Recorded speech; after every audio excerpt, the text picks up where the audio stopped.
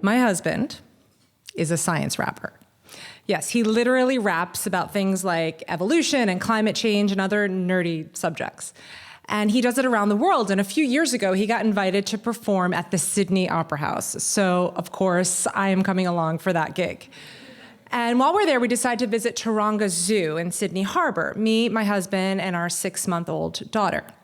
So you take a boat across the harbor to get there, and at the dock, there's this little gondola that takes you up to the zoo entrance, going over the whole zoo.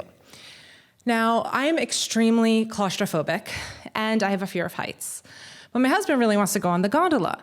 And he's trying to encourage me, tell me to face my fears. So I say, look, how about we just take the bus up to the zoo entrance, and then we can take the gondola back down, basically just to get him off my back. So we take the bus up, and we have a beautiful day at the zoo. We see the tigers, the elephants, and now the time is coming to take the gondola back down. And he's giving me pep talks like, you'll be okay, and don't you want to, show your daughter how brave you are? I mean, she's 6 months old. She's completely oblivious. But I'm like, okay, I'll do it. So we get in the gondola, and the doors are slowly closing, and I begin to panic. So I jump up, I grab the door, I try to open it, and I say, I want to get out. But the doors don't care. They close anyway, and we start lifting off into the air, and it's too late. So there I am in this glass enclosed, in my mind, death box, dangling over the zoo, and I have a full-on panic attack.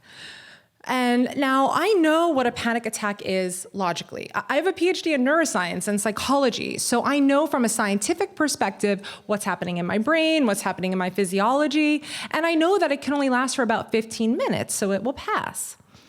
I know all this logically, but subjectively it feels like my heart is racing out of my chest, I can't catch my breath, and I'm going to die.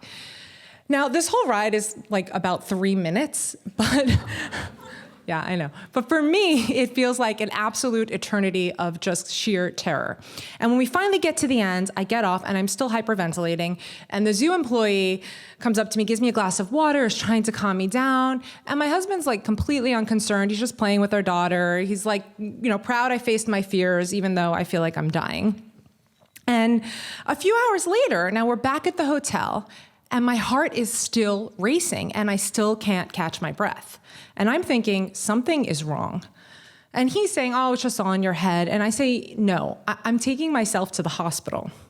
So he stays at the hotel with our daughter. I get in a taxi, go to the hospital. I get there, I say, it's probably nothing, but I just thought I should get checked out. The nurse starts taking my vitals. All of a sudden, they rush me into the ER. Machines are beeping. They start injecting me with things, and it's a real emergency. So part of me is thinking, see, I told you so. And the other part is like, wait, am I dying here?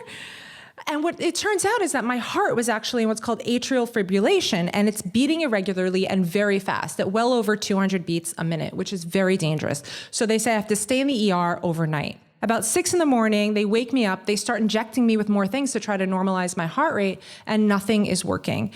And they say, look, it's really dangerous for you to be in atrial fib for this long. You can start throwing blood clots and have a stroke, so we need to cardiovert you. Now, what that means in layman's terms is they basically put you out and they use the paddles to shock your heart back into a normal rhythm. Now, that's scary. But even worse for me is that I don't like losing consciousness, so that's even more terrifying for me. But at this point, I have no choice. I have to do it. And so there I am in this hospital, literally halfway around the world from my home. I'm about to get my heart shocked, so that I don't have a stroke. So I call my parents back in New York. I tell them what's going on just before I'm about to be put out. And I tell them I love them, just in case. So they do it, they put me out, cardiovert me, and it works. My heart goes back into a normal rhythm, a sinus rhythm, but it's still beating too fast. It's called tachycardia. And they say, look, something's wrong. You need to go back to New York and get a full medical workup. So they give me a bunch of sedatives and beta blockers so that I can basically keep my heart rate down for the whole long plane ride home. As soon as I get home, I get a full medical evaluation. And fortunately, everything is good with my heart. But what they find mind is that I actually have an autoimmune condition called Graves' disease, where my immune system is attacking my thyroid and revving up my whole system. It's hyperthyroidism. So any slight increase in excitement can throw my heart into atrial fib. So they say that they need to destroy my thyroid with radioactive iodine. At this point, I'm just shaking my head like, okay, what next?